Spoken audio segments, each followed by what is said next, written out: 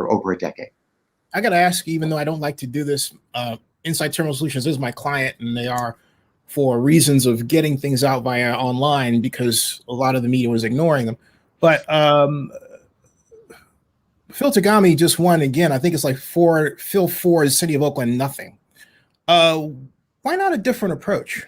You know, I'm just asking, because I was, and the reason I took on ITS as a client was because I was on the Alameda Base Reuse Committee. I was there when this thing was born. I have the original 1986 Bay Seaport plan that called for a bulk terminal, and everybody was talking about this and shipping and bringing from all the different areas of the United States. Now it's like, you know, Tom Steyer seeds his money around. It's like, that's me. Okay. But and look, if I were that kind of guy, I wouldn't be saying re-elect you. You're a fucking good council member for us. All right. So, I want that freaking clear right here, right now. But lawsuit. Yeah. Well, you know, we've had the city has had discussions with the Tagami and his team, and you know, like we said all along, if they're willing to or interested in building a new privately owned port terminal on city property that does not include coal as a commodity, we are on the same page. And we've expressed interest in helping that happen. And so far we've gotten pushback saying, no, not interested. So there needs to be, you know, they need to come to us with some movement, and they don't want to do that. And so, you know, what are you going to do? And so we have a clear position, and the city is not going to be changing its position. You know, and what happened in 1986 or 2003 is really not relevant to 2020. And so there are many reasons: economic reasons, environmental reasons, near-term, immediate environmental reasons in terms of the public health, and broader environmental reasons in terms of our climate, to not have coal being shipped through this terminal or any terminal up and down the West Coast. In fact, it's interesting to note that the coal in Utah that they want to ship into Oakland and through Oakland to other countries, it's still in the ground. Most of it is still in the ground or sitting in stockpiles because they can't find anywhere else to ship it. If they could find wait. Let's slow down a bit. West Coast. You can't find anywhere else to ship it. On the West Coast port. Yeah. Specifically, what do you mean? Well, in other words, there isn't any place else where that coal is going instead. In other words, if the coal exists as it does, and they want to take it out of the ground as they already have been doing, it's much more logical for them to find a port terminal that's already exists and is built for them to use, as opposed to wanting to build a brand new one at a major expense here in Oakland, right? That would be the logical thing to do. Jan, I don't want to give anybody the wrong idea about you or me or anything else. Okay, that's why I don't want to have this like a side discussion. Okay, sure. But I'll just say that's not quite the situation. And I think the problem, it actually is. We've looked into it. It is a situation. No, look, I'm talking to a guy that has economic development training. I'm not a journalist. Okay, I got into economic development when I was 14 years old because I hated people trying to put economics over here and environment over here, and I wanted to mesh them. Sure. So this pisses me off like nobody's business. All right. There's a lot of untruths about it that have to be erased. I built system dynamics models when you didn't even know what they were. I read the Club of Rome, 1979. I'm familiar with that. I made 340 system dynamics models. We have had a climate change problem for decades. This isn't new. No. All right. I had people like, oh, I discovered this. I discovered this. Nobody did. Yeah. I knew about this stuff in the 80s. I was making models for the Prevention Research Center in Berkeley on this stuff. It was called the greenhouse effect. It was called the greenhouse effect. It was more than that, pal. Yeah. It was far more than that. And we could talk about this at detail with equations. All right? With equations, not with this Heidi studies. I do. Why do you think that they couldn't ship the coal somewhere else? No, it's not. It's not. They can actually through Long Beach. Okay, it's the cost. Oh, and my point is this. Okay, it's the economic. What bothers me isn't the process. It's telling the people that are losing their jobs and going to opiates or the other part of the United States. Oh, I'm sorry, you can't do this job because it's dirty. In the middle of a fucking pandemic, they can't find jobs anywhere else and nobody wants to help them. And we let our country sink to this position, and it's shameful and it's got to fucking stop. That's what's driving me. Well, and I had this attitude before the pandemic. It just got worse, Dan. Yeah. Well, obviously we have challenges. Obviously, that we have economic challenges with a lot of people out of work because of the pandemic, locally and nationwide. I think we all know that, in fact, other countries as well. So there's a serious unemployment problem in many industries because of the pandemic, and that's a given. We know that, and that's a big challenge we have to address locally, statewide, and nationally. People out of their jobs and tell them to go for jobs that aren't there. Okay, that's not economic development. We forgot how to do it in Oakland. Yeah, we've got to do it in the entire country. Zennie. I am not going to be part of any effort to allow that this destructive material to come out of the ground in big quantities. In big quantities. A way to do it with technology. Put a person to the moon, we can do it. Okay, I'm not accepting that. It's not a matter of walking away and doing nothing. We used to not do that stuff. We made things and we built things. We changed the environments. We didn't just, oh, we can't do it anymore. We can't do this. No. That's not America. We can fix these things. I'm not clear what you're saying. I'm not clear what you're saying. Yeah, I'm a Democrat, but I am the kind of person that went to school to be an engineer, man. I am tired of these people running around telling everybody you can't do this, and you got people suffering. We fix problems. You hear me? But we don't let ourselves do something harmful until it's been addressed, not before. We design ways to make them not harmful. That's what we do, Dan. Right. And right now. Hold on. I want people to do the research, say, to do the impossible. All right. Make it work. Don't tell me it can't make the fucking thing work. Sometimes it's easier said than done. As we know, sometimes those things are easier said than done. But yes, that's exactly the point.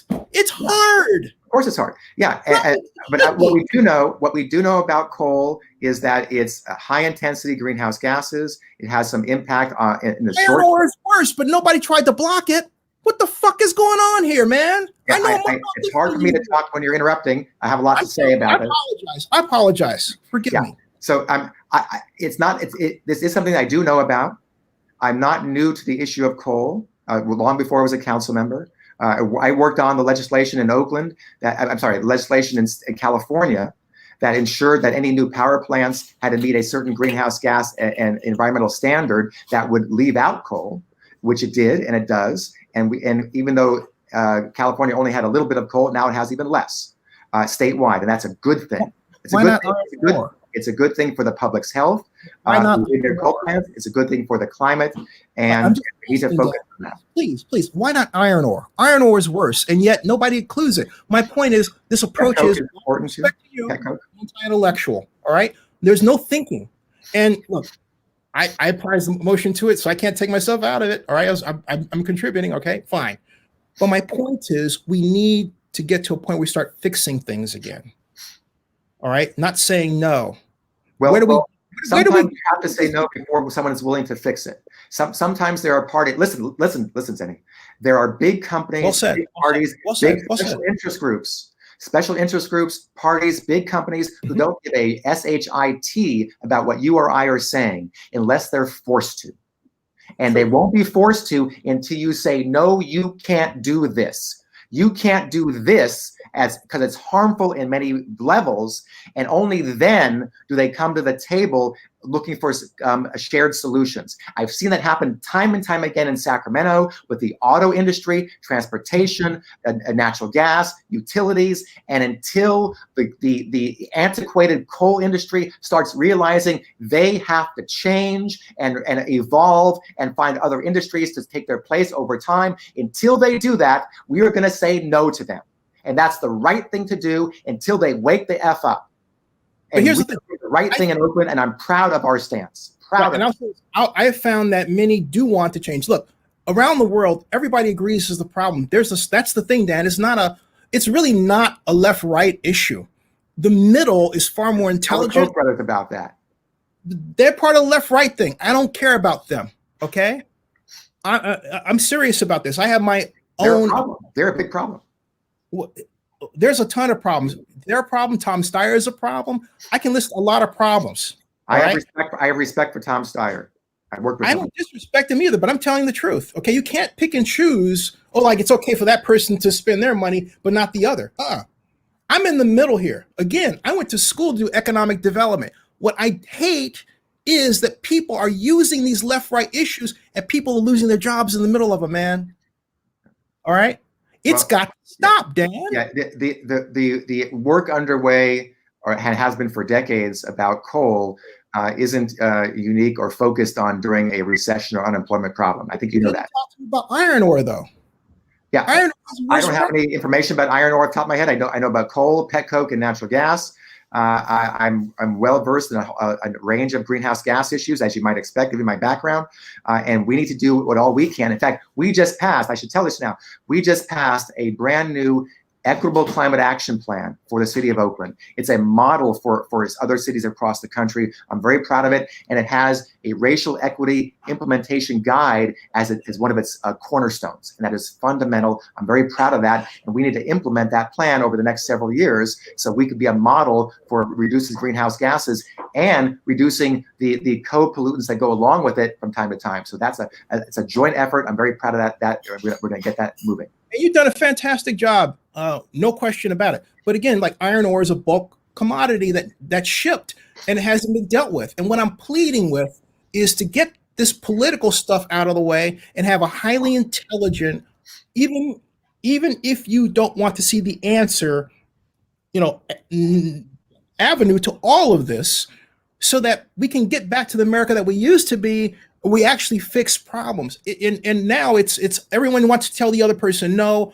They want to put money into side that favors them and the other person. And we're going down the tubes. Well, I'll tell you this. I realize that's what gets in the media. I'm not talking about you, but that's what gets into the popular media is those controversies and those conflicts. No, it doesn't. What's that? It does not, sir. No. I'm saying what you're saying is that the left-right accusations and conflict gets into the media. And I agree with you.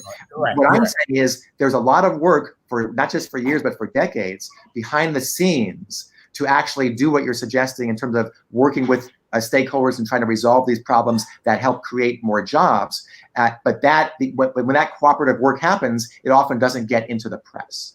But I've seen it happen. I've seen it happen. I've been involved with it when it comes to green jobs, the clean energy world, the clean tech folks, the clean energy folks, the solar folks. They're supporting my campaign, as you might expect them to do, because I have a background in those issues and they know I'm a champion for solar energy. Right, and that's exactly what I'm getting to in Oakland. My first job out of Berkeley was economic development, right? And that was our focus was, hey, look, how do we fix a problem like when we're talking about with a bulk and oversized terminal? We would put together a task force and say, we will pay money to help you fix this problem. And here's what we'll do. Pat Cashman didn't do that. Pat hired me to work for the city of Oakland. I know Pat. He's a good guy. I know Pat like this, okay? He's a good guy. So there's a lot of truths that are not being told about this project that have been cast aside for political reasons, and it needs to stop. That's just me. Yeah, well, I think that the studies we did had a lot of accurate information in them, but we have to go forward now and see what we do next, which will probably be a new revised hearing and study to see what goes next. So we'll see what goes forward. But the city continues its position as no coal stored and handled in Oakland. That law still is on the books, and we have a lot more to do. We have a lot more to do on climate justice, on air pollution, as well as economic development, dealing with our small businesses to help them survive in the recession. I'll say one more thing. One of the things that I pushed for repeatedly over the past number of months and got some success in is to set aside a portion of our CARES Act funding, our federal and state funds, to create a mediation program that we now have in place, where small businesses and nonprofits can use that mediation program to help them renegotiate their rents on a temporary basis with their commercial property landlord, because the reason is they're losing money, and so we don't want our small businesses or nonprofits to close down, right? We all agree on that. And so if they could renegotiate their rents to pay less on a temporary basis and keep them in place, that's good for everybody. That's good because they'll still be in business over time. It's good because the property owner has someone who's inside instead of a vacant property.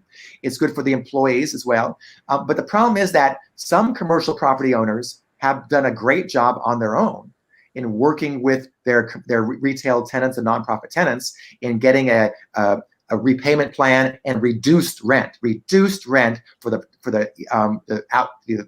entire pandemic. That's what needs to happen. Other commercial property owners have been sticks in the mud, and I have no sympathy for them. They need to come to the table and renegotiate so our small businesses and our nonprofits will not get kicked out, will not have to shut their doors. And that is absolutely essential.